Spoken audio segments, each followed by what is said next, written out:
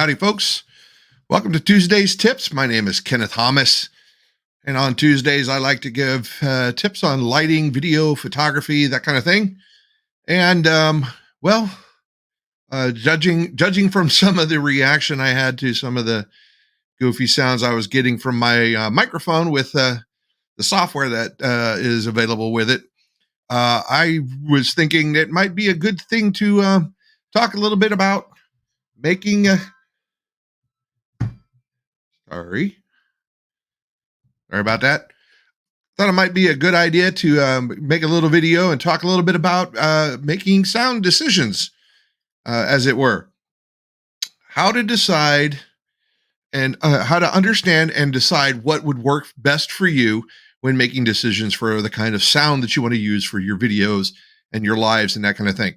Now, it can be anything from using professional grade, studio quality kind of things, all the way down to just, hey, I'm using my phone and I'm just kicking off using my phone and I'm talking into it, using the mic on it and that kind of thing. So if that's what you're trying to do, it's really that simple. It doesn't really matter what you're doing, or it doesn't really matter what you're using so long as you're getting the results that you're hoping for based on what it is that you're intending to do. So I use this kind of a microphone because I am recording audio and I'm doing some other things where I need excellent quality, good fidelity, and I need the ability to make adjustments to it so that it can sound exactly the way I want it to based on what I'm recording for. Now, if you are somebody who is just using your iPhone or your Samsung phone, your Android, that works just as well. One of the things I do think that helps a lot of people is using their headset when they're using, and it can be a wireless headset like these Aeroplex Aftershocks. It could be the plug-in type that you use. One of the big benefits to that is you're getting the sound directly into your ear so that you can hear better what's going on. The other big thing is it brings the microphone from being way out here wherever your phone happens to be. So if you're recording and your phone's way over here so that you can get the right picture that you want, the biggest thing that's doing though is it's moving your microphone away from being right in your voice area to being several feet away. So I encourage people that are using their phones and that kind of stuff, maybe just use the headset that's with it. And if you don't have that option, one of the biggest things you need to do is speak loudly so that way you can ensure that your microphone is picking you up. Now, one of the other big benefits to using a microphone like this is that I do not have to use extremely loud volume. In fact, it's one of the funny things that's happened with my wife when she started using a separate microphone as opposed to just using her camera. She was blowing out the sound because she's used to projecting to be on a phone that is 2-3 feet away from her mouth. And now she's using a very good sensitive microphone that is setting maybe 6 inches from her mouth. And it's a very big difference. So she's still projecting that loudly and it wasn't necessary. So that's another big determining factor on what you need to use.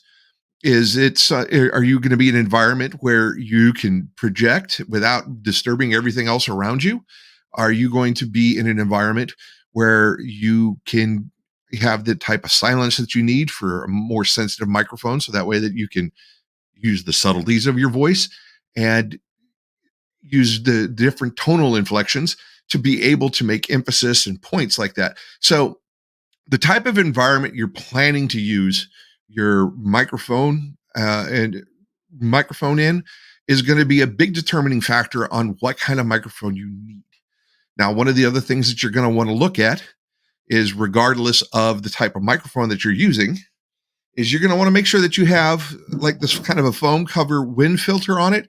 One of the big things that's going to do for you is, one, if there happens to be wind in your environment, it's going to cut down on that wind noise that's going to happen on your microphone. The other big thing that it's going to do for you is it's going to act as a pop filter. because anytime you make what is known as a plosive sound, which is the P's, the B's, anything where you're popping, that kind of air pops out of your mouth. Um, you're that burst of air can pop into the microphone and make a thumping sound. Okay, I know you guys have probably heard it sometimes in different recordings when people are talking straight into a microphone. All of a sudden, pum pum pum pum, they're getting that kind of a thumping sound because there's nothing blocking that. That's why a lot of times when you see singers, here, let me grab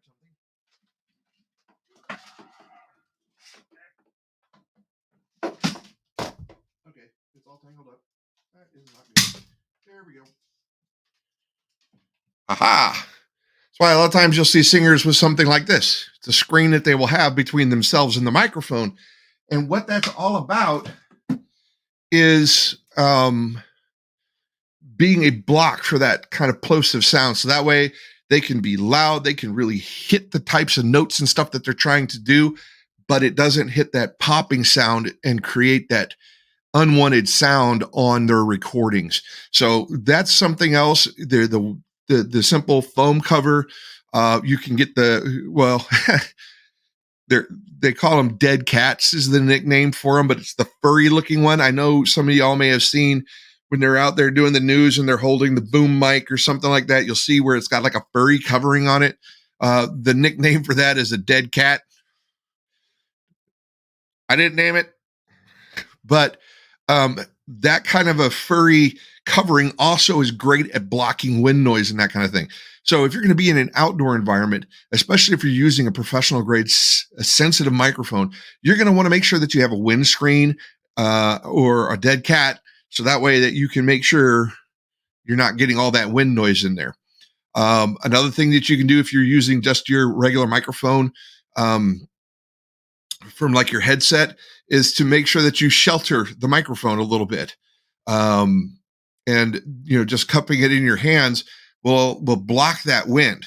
Another choice, and this is something that you'll see Jessica and I use when we're doing our Foodie Fridays, because we're moving around a kitchen and we're never necessarily the same distance from the phone that's recording our live video.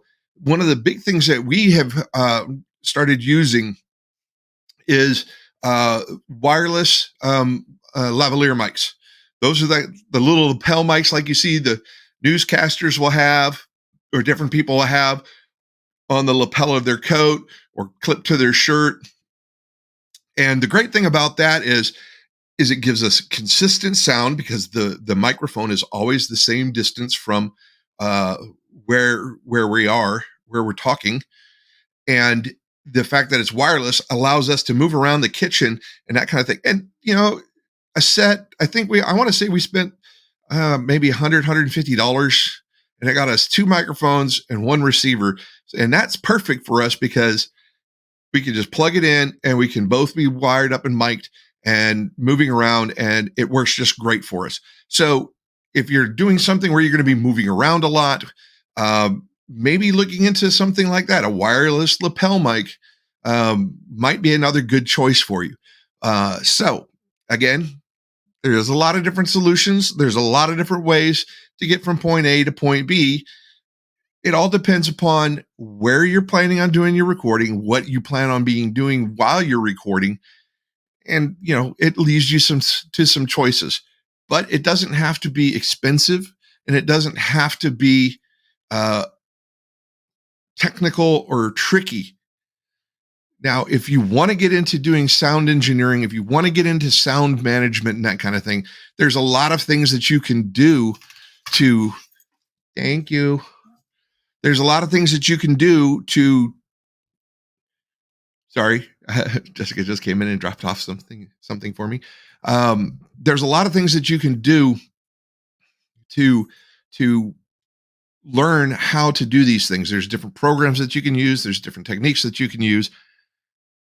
But if that's not what you want to spend your time doing and getting into all the nitpicky and detail and everything else, you don't have to get a good sound. You just need to make sure that you're using what you choose to use in the best possible way. And if it's not working out for you, feel free to send me a message. Tell me what you've got going on, what you're using, and maybe I can help you make some decisions that might help you out on that. So if you're catching this on Facebook, please follow so that way you can catch me the next time I go live. If you've got catching this on YouTube, please hit like and subscribe, of course. And as always, just remember, everything can make a beautiful image, including you. Have a great afternoon, and I'll see you tomorrow.